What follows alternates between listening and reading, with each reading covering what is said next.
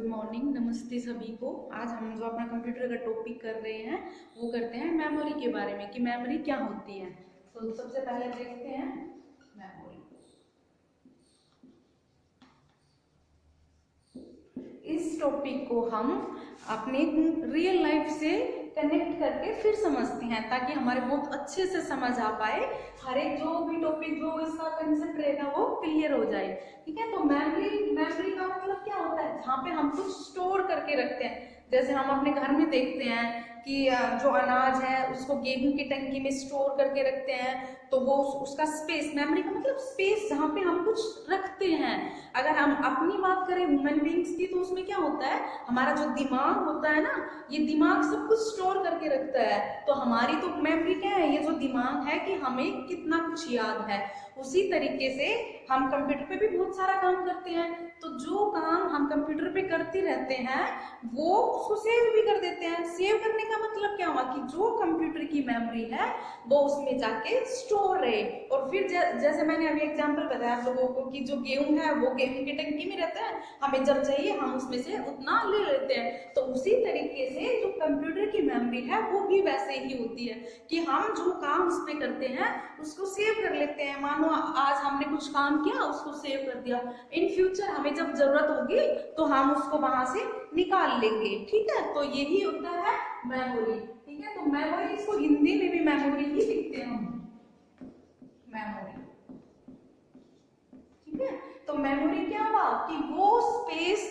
अब कंप्यूटर में क्या, हम कोई भी डेटा बोलते हैं कंप्यूटर के टाइम में कि कोई भी डेटा, इमेज, पिक्चर, टेक्स्ट, कुछ भी है, XYZ जो भी है, उसको हम कंप्यूटर में स्टोर करके रखते हैं, वो होती है हमारी मेमोरी। अब जो मेमोरी होती है ना, जैसे ह्यूमन बीइंग की मेमोरी भी दो तरीके की होती है। कौन कौन सी? एक तो अगर हमसे कोई क्वेश्चन पूछा जाता है तो हम उसका आंसर तुरंत दे देते हैं, और कभी कभी ऐसा होता है कि हमें कुछ याद नहीं रहता, हम सोचते हैं थोड़ा सा और फिर उसके बाद उसका आंसर देते हैं। तो उसी तरीके से जो कंप्यूटर है उसकी मेमोरी भी टू टाइप की होती है। ठीक है, तो जो कंप्यूटर की जो मेमोरी है वो टू टाइप कौन सी है इसकी? जो पहली टाइप है वो होती है इसकी प्राइमरी मेमोरी, प्राइमरी मेमोरी। और जो सेकंड टाइप है वो second type secondary memory, secondary memory. ठीक है, तो अब हम देखते हैं कि मनुष्य की तरह, ह्यूमन बीइंग की तरह भी जो कंप्यूटर है उसकी मेमोरी भी टू टाइप की होती है। पहला है प्राइमरी मेमोरी, इस मेमोरी को हम मेन मेमोरी भी बोलते हैं। और जो सेकेंडरी मेमोरी है उसको हम, एक और नाम है इसका, ऑक्सिलियरी मेमोरी।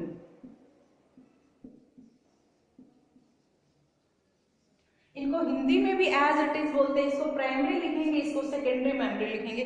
जो प्राइमरी मेमोरी है वो मेन मेमोरी होती है, और सेकेंडरी मेमोरी जो है उसको एक्सिलरी मेमोरी कहते हैं। अब हम इसको रिलेट करके देखते हैं कि जो प्राइमरी मेमोरी है वो क्या और सेकेंडरी क्या। प्राइमरी मेमोरी मैंने अभी बताया, मानो हमसे कोई क्वेश्चन पूछा गया, ठीक है, अभी पूछा गया कि आपने 10th कब करी, किस ईयर में करी, तो हम जल्दी से बता देते हैं 2010 में करी, 2011 में करी, है ना।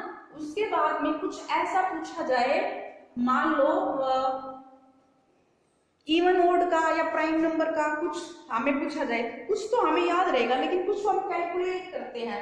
या फिर ऐसा करो कि एक लाइन दे रखी है हमें और हम उससे उस लाइन में से पूछते हैं कि इसका 5वां जो अक्षर है वो क्या होगा। तो हम उस लाइन को ऐसे पढ़ते हैं कि 5वां अक्षर क्या होगा, फिर 5वें पे काउंट करते हैं कि ये 5वां है। तो यानी कि वो हमें स्टोर तो था हमारे दिमाग में, लेकिन हमने उसको मतलब निकाला, जो स्टोर था एक जगह पर था, एग्जैक्ट नहीं पता, उसको थोड़ा सोचा हमने कि 5वां अक्षर अच्छा ये है, तो आंसर देते हैं, तो वो हो गई हमारी सेकेंडरी मेमोरी। ठीक है, क्लियर हो गया होगा प्राइमरी मेमोरी, सेकेंडरी मेमोरी। अब इनके भी और आगे पार्ट होते हैं, वो क्या क्या होते हैं? जो प्राइमरी मेमोरी है वो हमारी दो टाइप की होती है, एक तो रैम और दूसरा रोम। ठीक है, तो जो प्राइमरी मेमोरी है वो हुआ हमारा एक रैम और दूसरा रोम, ये दोनों प्राइमरी मेमोरी के ही पार्ट हैं। ठीक है। एक जो प्राइमरी मेमोरी है उसमें कैशे भी आता है, लेकिन अभी उसके बारे में नहीं पढ़ रहे। अभी हम पढ़ रहे हैं कि जो प्राइमरी मेमोरी है वो रैम और रोम। अब रैम क्या होता है? रैम होता है रैंडम एक्सेस मेमोरी, और रोम क्या होता है? Read only memory. इनकी डेफिनेशन इनके नेम से ही हमें पता चलता है। देखो ये कह रहा है रैम की फुल फॉर्म क्या हुई? Random access memory. और जो रोम है इसकी फुल फॉर्म हुई हमारी रीड ओनली मेमोरी।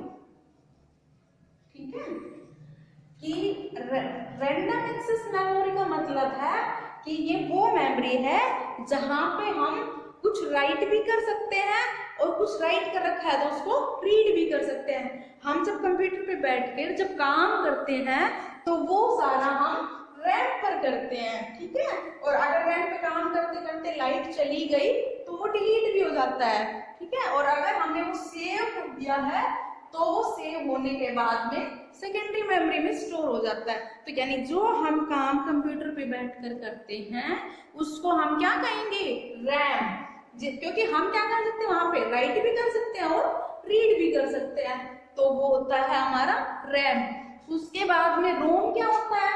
रोम में देखो लिख रखा है कि रीड ओनली मेमोरी, कि ऐसी मेमोरी जिसको सिर्फ रीड कर सकते हैं, रीड ओनली। ठीक है, तो ये रीड ओनली जो मेमोरी है ये कौन सी हुई हमारी? जब हम कंप्यूटर को स्टार्ट करते हैं तो कंप्यूटर जो है उसके अंदर जो यानी कि जो रोम है वो क्या चेक करता है कि जब कंप्यूटर हमने स्टार्ट किया तो उसके जो डिवाइसेस हैं वो सारे प्रॉपर काम कर रही हैं या नहीं कर रही हैं। हम उनको सिर्फ रीड कर सकते हैं। जो इंस्ट्रक्शन हम जब स्टार्ट करते हैं तो बहुत सारी इंस्ट्रक्शन लिखी आती हैं, ठीक है, हमारे मॉनिटर पर, लेकिन हम उसमें कोई चेंज नहीं कर सकते। हम सिर्फ उसको रीड करते हैं बस, और कुछ नहीं करते। तो वो होती है हमारी रीड ओनली मेमोरी, यानी हम इसमें राइट नहीं कर सकते, कुछ चेंज जो है वो नहीं कर सकते, जबकि रैम में कर सकते हैं। तो जो रैम है वो आगे फिर से डिवाइडेड होती है किसमें? स्टैटिक रैम और डायनेमिक रैम में। एस लिख रही हूं मैं, एस रैम मतलब स्टैटिक रैम और डी रैम मतलब डायनेमिक रैम। ठीक है, और जो रोम है इसके पार्ट हम थोड़ा बाद में करते हैं, क्योंकि इसके बहुत सारे सब पार्ट्स हैं, उनको दोबारा बाद में अलग से उसका एक मैप बना के उसको ढंग से हम समझेंगे। हम अब समझते हैं सेकेंडरी मेमोरी। सेकेंडरी मेमोरी में क्या होगा? जैसे प्राइमरी मेमोरी के पार्ट थे रैम और रोम, उसी तरीके से सेकेंडरी मेमोरी में बहुत सारा डेटा स्टोर रहता है। प्राइमरी मेमोरी में कम डेटा स्टोर रहता है, जबकि सेकेंडरी में बहुत सारा। जैसे हम जब छोटे थे तब से लेके और अब तक हमने क्या कुछ पढ़ा, क्या कुछ मतलब याद है, कुछ थोड़ा भूल भी जाते हैं, तो वो सारा काफी स्टोर रहता है सेकेंडरी में। और प्राइमरी में सिर्फ वही रहता है जो हमें याद है करंट में, अभी फिलहाल में हम जो काम कर रहे हैं वो।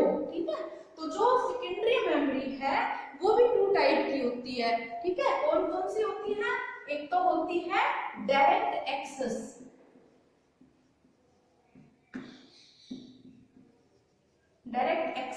और एक होता है सीक्वेंशियल एक्सेस।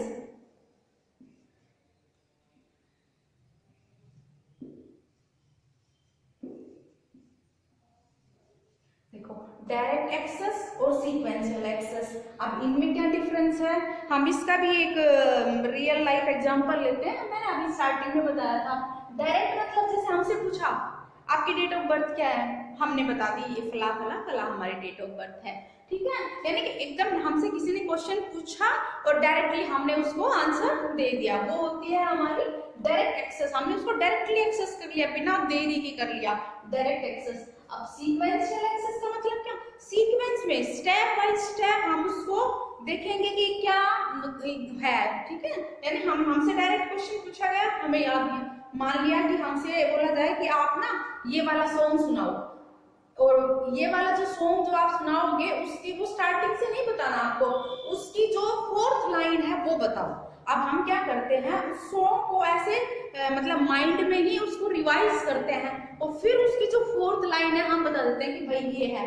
तो सीक्वेंस हुआ, हमने उसकी फर्स्ट लाइन देखी ये है, सेकंड लाइन देखी ये है, थर्ड लाइन देखी है, फिर पता चला क्या फोर्थ लाइन ये है, तो वो सीक्वेंस में हमारे पास में डेटा आया, ठीक है, तो उसको बोलते हैं सीक्वेंशियल एक्सेस। अब देखो इसके एग्जांपल क्या क्या हम ले सकते हैं। जो सीक्वेंशियल एक्सेस है ना, उसमें हमारी मैग्नेटिक टेप आती है, ठीक है, मैग्नेटिक टेप। अभी मैग्नेटिक टेप क्या होती है, देखो पहले जो हम सॉन्ग का एग्जांपल ले लेते हैं कि जब सॉन्ग बहुत पहले उनमें एक रील होती थी ब्लैक कलर की, है ना, और अगर हमें सॉन्ग सुनने थे तो हम उसको जो कैसेट बोलते थे, जो वो मैग्नेटिक टेप एक तरीके से हम एग्जांपल ले सकते हैं, अच्छे से समझ आएगा।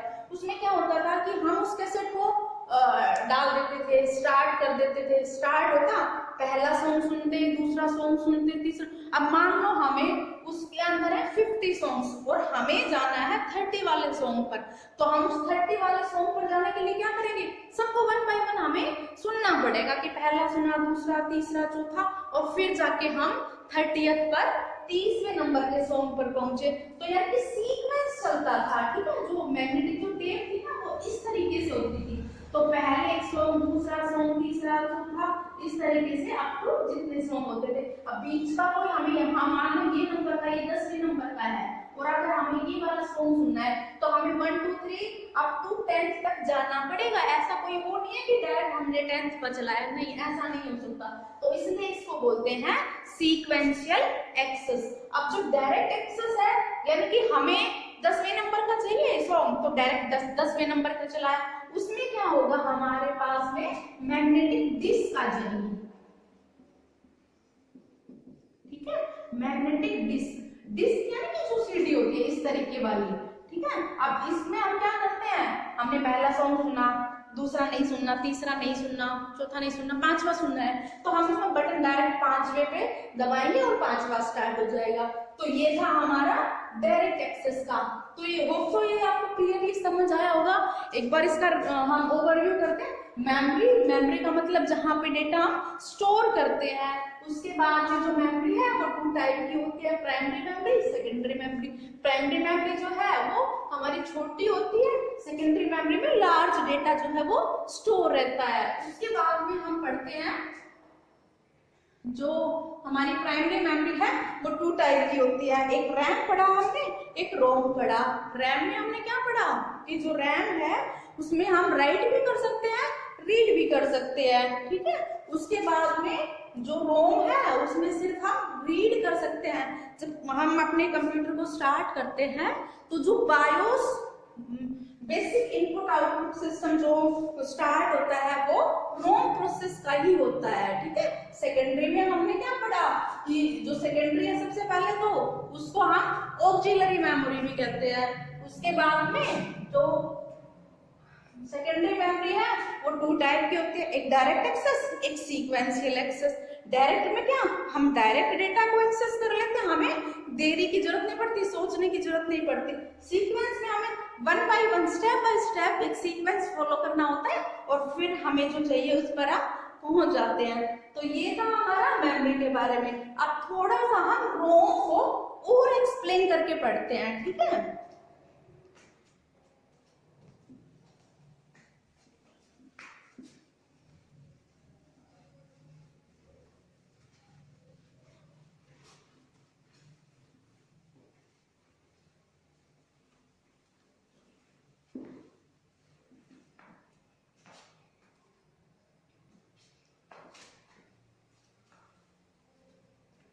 जो रोम है,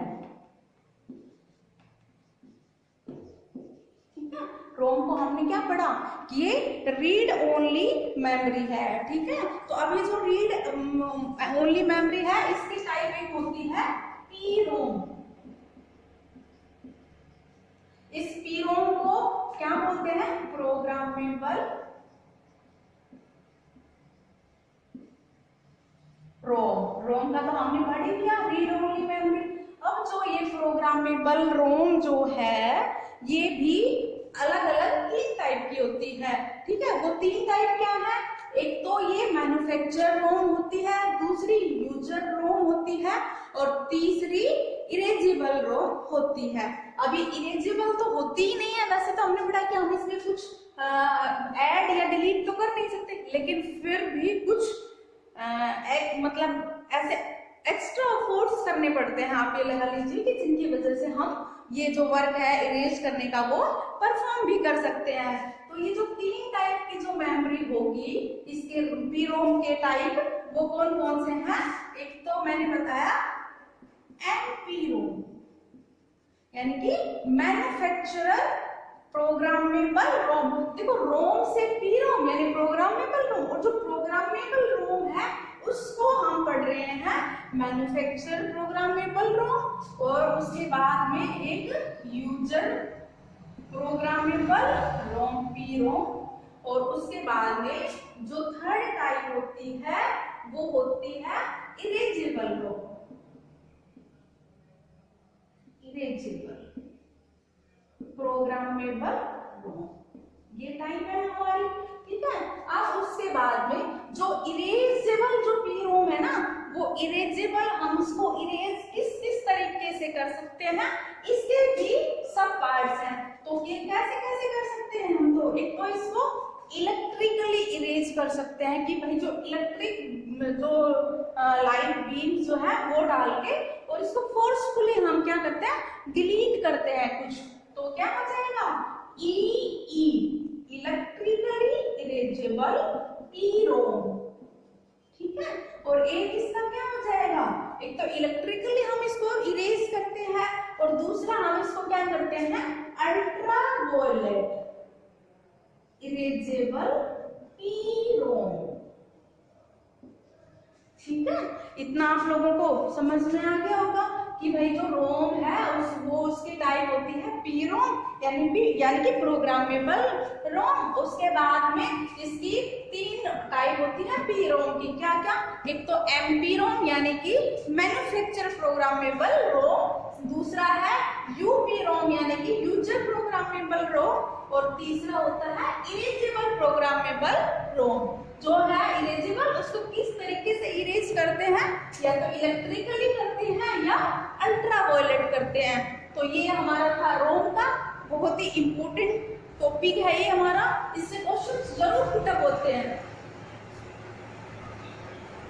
जो क्वेश्चन हमारे यहाँ से आते हैं उसमें पूछ लेते हैं वो कि भाई एक एग्जांपल दे देते, जैसे एस रैम लिख दिया उसने, हमने अभी पढ़ा एस रैम क्या है, स्टैटिक रैम है, और रैम किसका पार्ट था हमारा, प्राइमरी मेमोरी का।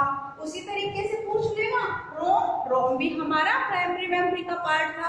उसके बाद में वो पूछ लेगा कि जो सीक्वेंशियल एक्सेस है वो किस टाइप की मेमोरी का पार्ट है, तो हम बता देंगे कि वो सेकेंडरी मेमोरी का पार्ट है। तो ये सारा हमने मेमोरी के बारे में ओवरऑल पढ़ लिया है। अगर मेमोरी का कोई भी क्वेश्चन आएगा तो वो यहीं से आएगा। अब एक बार हमने जो ये मेमोरी की ये जो फॉर्म शॉर्ट फॉर्म है ना, इनको हम एक बार लिख लेते हैं ताकि रिवाइज करें आसानी से कि फुल फॉर्म क्या होती है, क्योंकि फुल फॉर्म से भी क्वेश्चन बनते हैं। तो देखिए सारी फुल फॉर्म हम लिख लेते हैं। अभी तक हमने आज जो मेमोरी के बारे में पढ़ा वो सारा, सबसे पहले हमने पढ़ा प्राइमरी मेमोरी, उसका कुछ नहीं, रैम के बारे में पढ़ा हमने। सबसे रैम क्या था हमारा, प्राइमरी मेमोरी की टाइप, इसकी फुल फॉर्म क्या हुई हमारी, रीड ओनली मेमोरी, ठीक है। उसके बाद में हमने रोम पढ़ा, रोम का क्या था, सॉरी रैम का था random access memory, random access memory. उसके बाद में रोम का था रीड ओनली मेमोरी। उसके बाद में रैम की टाइप थी एस रैम, जो है हमारी static RAM, static random access capitals first word memory. उसके बाद में डायनामिक रैम पढ़ा हमने, डायनामिक रैंडम एक्सेस मेमोरी। उसके बाद में हमने पढ़ा रोम का टी रोम, प्रोग्रामेबल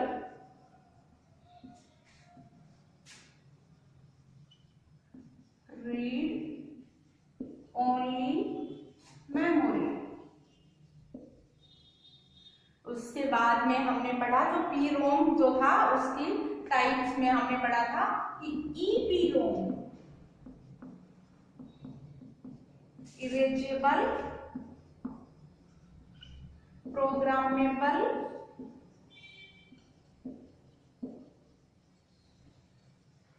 और इसको रोम को मैं शॉर्ट में लिख देती हूँ रीड ओनली मेमोरी, ठीक है। उसके बाद में हमने पढ़ा ईईपी रोम, इसका क्या था, इलेक्ट्रिकली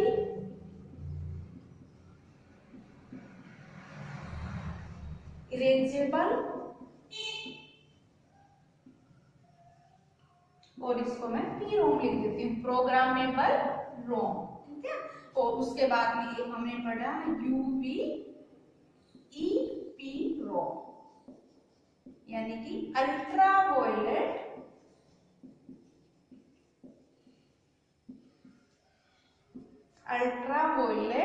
इरेजेबल प्रोग्रामेबल रोम, इरेजेबल प्रोग्रामेबल रोम। ये कुछ फुल फॉर्म है जो हमने पढ़ी है आज, ठीक है।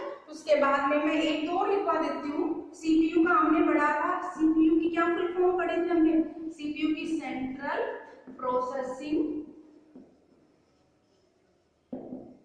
यूनिट, और सीपीयू को हमने क्या कहा था कि ये ब्रेन ऑफ कंप्यूटर है। उसके बाद सीपीयू के अंदर क्या क्या होता है, एक एएलयू होता है, एक सीयू होता है और एक एमयू होता है। इनकी भी फुल फॉर्म लिख लेते हैं हम, क्योंकि ये भी एग्जाम पॉइंट ऑफ व्यू से बहुत इंपॉर्टेंट है। तो एएलयू क्या होगा हमारा,